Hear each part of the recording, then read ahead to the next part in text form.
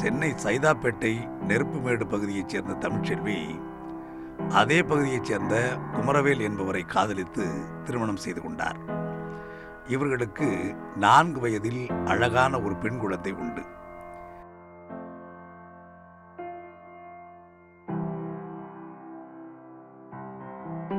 தன் கணவர் மற்றும் செல்ல மகளுடன் மகிழ்ச்சியாக வாழ்ந்து கொண்டிருந்த தமிழ்ச்செல்வி குடும்பத்தின் சந்தோஷத்தை அடையாற்று வெள்ளம் மொத்தமாக அழித்துவிட்டது. எல்லாரும் கும்பலாக தான் இருந்தோம். ஒரு 100 பேர்கிட்ட இருந்தோம். எல்லாம் ஊர்நாட்டு பசங்க எல்லாரும் அண்ணன் இங்கே இருந்தவங்க எல்லாரும் கூட்டிகிட்டு போயிட்டு கயிறு கட்டி ஏற்றுனாங்க. மேலே பில்டிங்கில் லேடிஸ்லாம் ஏற்றுனாங்க. அவரும் கூட தான் வந்தார். எல்லாருமே கூட தான் வந்தாங்க. அப்படியே அடிச்சுன்னு போயிட்டுக்கிறாரு. ஒன்றுமே பண்ண முடியல.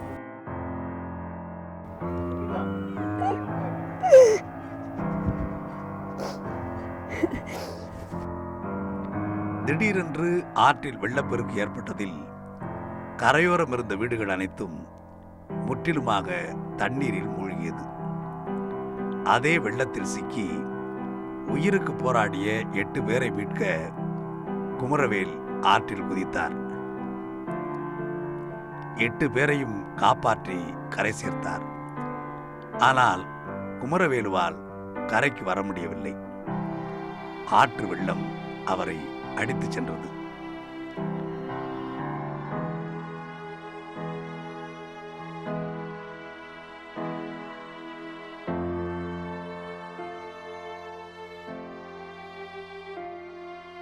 வீட்டில் வச்சு மகாராணி போல தான் பார்த்துக்கிச்சு. எனக்கு சின்ன சின்ன பொருள் ஏற்றா கூட எப்படி இருக்கும் அவளுக்கு போட்டா அப்படி சொல்லிட்டு பார்த்து எடுக்கும்.